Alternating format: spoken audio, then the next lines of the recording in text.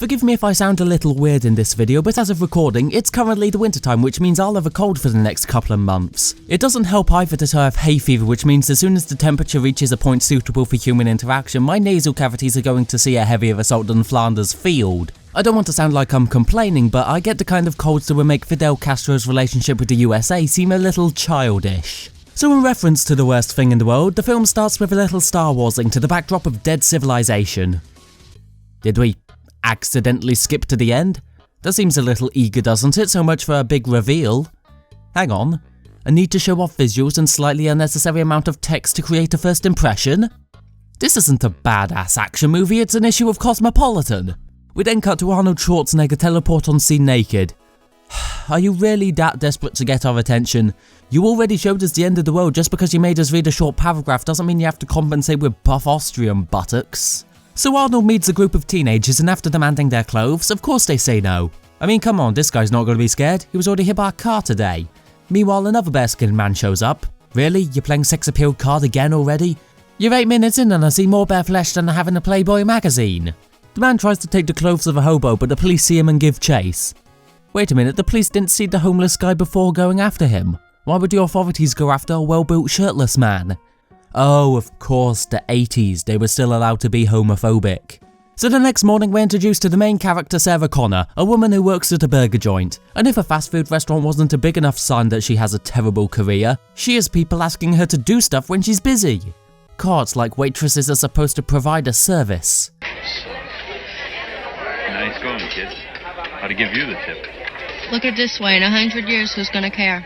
Lady, it hasn't even been 100 seconds and I couldn't care less. Is it possible for you to be more of an arsehole? Sarah, come here! Sit down, you are going to love it! Once again, Sarah Connor, 35, mother of 2, brutally shot to death in her home this afternoon.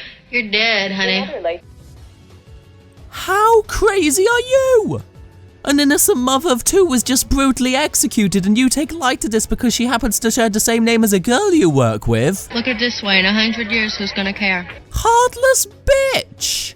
So we cut to Sarah and her roommate Ginger preparing for a date, although I can't really understand what Ginger's obsession with that music player is. It never goes off her ears. Getting dressed up, having sex, using the phone?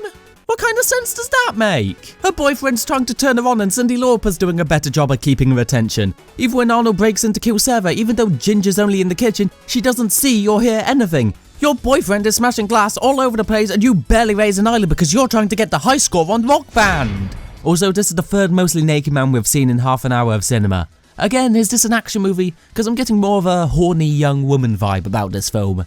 Since Sarah wasn't at the apartment at the time of their uninvited guest, she hides in a club thinking she's being stalked by the less attractive naked man. She drops a bottle on the ground and goes to pick it up at the exact moment Schwarzenegger looks in her direction.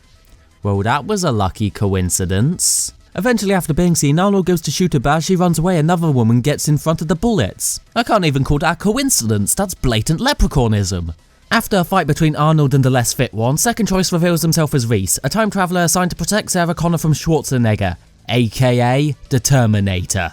Reese says how the Terminator, or T-800, is a hyper-alloy combat chassis microprocessor control bloody science. He reveals that they won't be made until the future. Or at least, one possible future. Reese claims not to know much about tech stuff.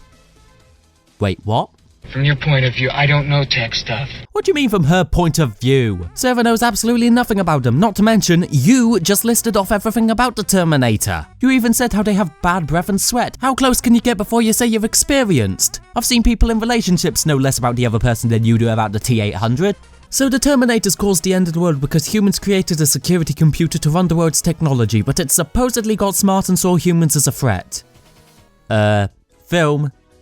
I think of all the words you would give to a genocidal computer, I don't think the phrase, got smart, was the right one to use. Smart is solving equations in your head, not an adjective I'd associate with the jailers at Auschwitz. And it seems the robots use humans as workers. The hell they do that for? The humans were just making robots to kill more humans, but in the effort it took to keep them alive, they could have just eliminated them all. The robots would also be a lot safer since dead humans do tend to be less rebellious than the living ones. The Terminators can perform surgery on themselves anyway, so they clearly know something about their own biology. Actually, is biology the right word for a cyborg? Okay, I'm just gonna come out and say it.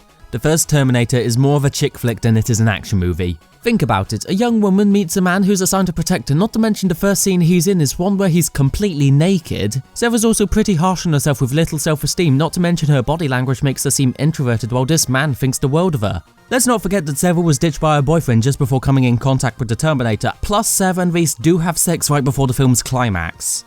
And no, I wasn't talking about climax in that sense. Dirty buggers. Actually, just to add something, right before the sex scene, Sarah asked if Reese had a girl back in his time, but he said he had no one. Never had a female relationship. This means Reese was a virgin prior to the sex scene, and I don't want to stereotype someone's first time, but to say the least, it doesn't matter how much Cosmo you read, first time having sex generally isn't your best. No wonder the scene only lasts 40 seconds.